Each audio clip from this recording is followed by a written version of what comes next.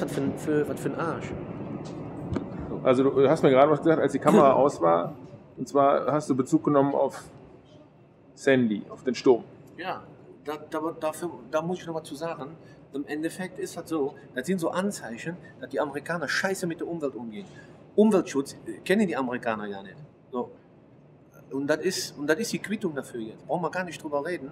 So, genau so ist das. Das sind so, weißt du, da geht alles kaputt. So, Wasser steigt höher und danach kommt Schnee. Was ist das alles? Also das sind so Alarmzeichen. Nur, das will keiner wahrhaben.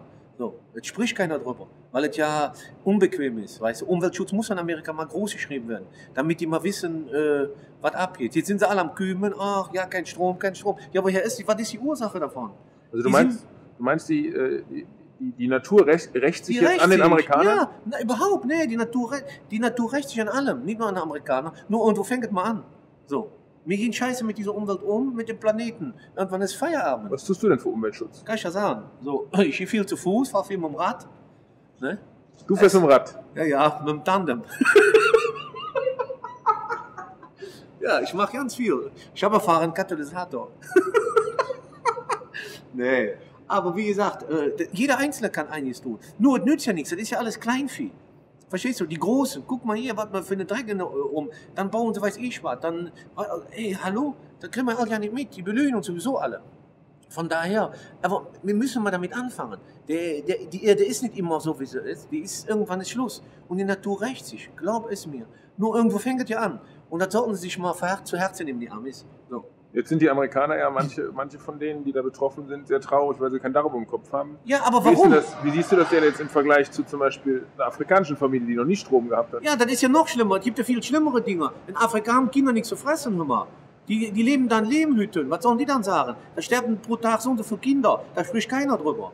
Hallo? Also da sind die noch gut.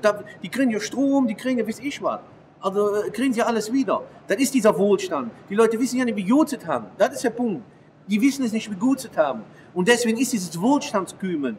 Das wird ja hier kümen immer. Umso besser ist es. Hallo? Nein. Sollen wir denn jetzt keinen Mitleid mit den Leuten haben? Oder sollen wir denen sagen, jetzt ja, genau. Oder sollen wir sagen, seht mal, wie es ist? Hallo? Nein, warum Mitleid? Du weißt doch, die sollen daraus lernen daraus. Was willst du Mitleid haben? Da muss ich in Afrika mit den Kindern, mit allem, muss ich auch Mitleid haben. Das ist ja noch schlimmer. Da ist das Mitleid angebracht, aber doch nicht da. Hast du denn mit denen Mitleid? Ja, selbstverständlich.